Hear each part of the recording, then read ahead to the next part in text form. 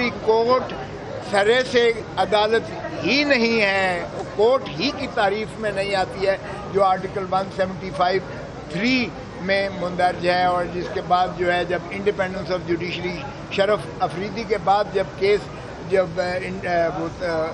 अलहदा हुआ, अदलिया को आज़ाद कर दिया गया, मुकन्नना से अलहदा हो गया, एग्जीक्यूटिव से अलहदा हो गया, इंतज़ामिया से मुकम्मल तौर पर अलहदा हो गया, तो उसकी हैयत और नौयत ही बदल गई। क्योंकि फिर उसके बाद से कोई ऐसी अदालत जिसकी सुपरवाइजरी ज्यूरिसडिक्शन, जिसकी अपैलेट ज्यूरिसडिक्शन, जिसकी रिविजनल ज्यूरिसडिक्शन, जिसकी इनहेरेंट ज्यूरिसडिक्शन अदालत आलिया और अदालत उज़्मा के ताबे न हो, वो अदालत नहीं कहला सकती है आइन के आर्टिकल 175(3) के तहत।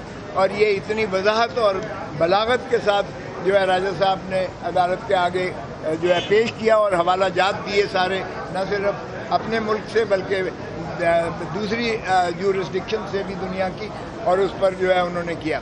और इसलिए आज जो है बात बड़ी वाज़ेह हो गई। उज़ैर भंडारी साहब का जो था वो पिटीशन कल पे चली गई है, वो कल उसको समाअत करेंगे। लेकिन उसके बाद जो इस्तदा की गई राजा साहब की तरफ से कि एक तो ये है कि कोई पता नहीं है कि इन महबूसीन को, मैं मुल्ज़मान भी नहीं कहूँगा, इनको हब्स बेजा में रखा जा रहा है, इसलिए कि इनकी कस्टडी जो ली गई है 88 कोर्ट से ली गई है, वो पता नहीं कहाँ रखा जा रहा है, किसी को कोई पता नहीं है। कितने नाम हैं किसी को कोई पता नहीं है। इनको फैमिलीज़ के साथ मिलने की इजाज़त नहीं दी जा रही है, वकला के साथ कोई इनका जो है राब्ता नहीं है। तो ऐसे में जब ये नालिश की गई, इस्तदा की गई, तो अदालत उज़्मा ने अटॉर्नी जनरल साहब से कहा कि भाई ये फैमिली से मिलना तो इनका हक बनता है, वकला से मिलने दें, रखा कहाँ हुआ है ये भी बताएं। और नाम तक नहीं बताए जा रहे कि कितने कौन कौन से लोग हैं जो इस वक्त उनकी मिलिट्री कस्टडी में हैं। तो उस कस्टोडियल जो है जगह पर, उसकी कानूनी हैसियत पर, उसके फैमिली को ना मिलने पर उनकी इस वक्त क्या कैफियत और क्या हालात हैं। क्योंकि इन्होंने ये भी खदशा ज़ाहिर किया कि अगरचे आपने 102 कहा है, लेकिन हमारी इत्तला के मुताबिक इससे बहुत ज़्यादा जो है अशख़ास हैं।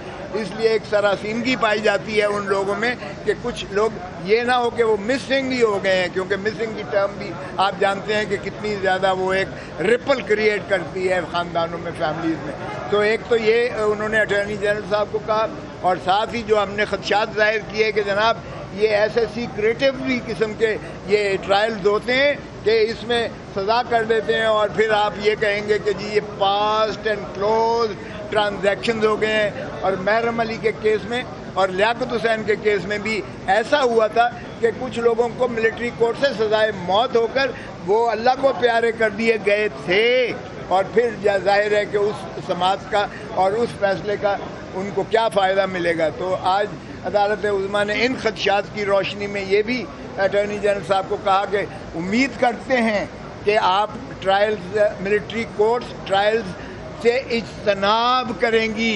तो एक किस्म का ये स्टे भी हो गया कि मिलिट्री कोर्ट्स इसकी मज़ीद समाअत नहीं करेंगी। कल अटॉर्नी जनरल साहब फहरिस्त जो है फराहम करेंगे कि कौन कौन से लोग जो हैं वो मिलिट्री कस्टडी में हैं।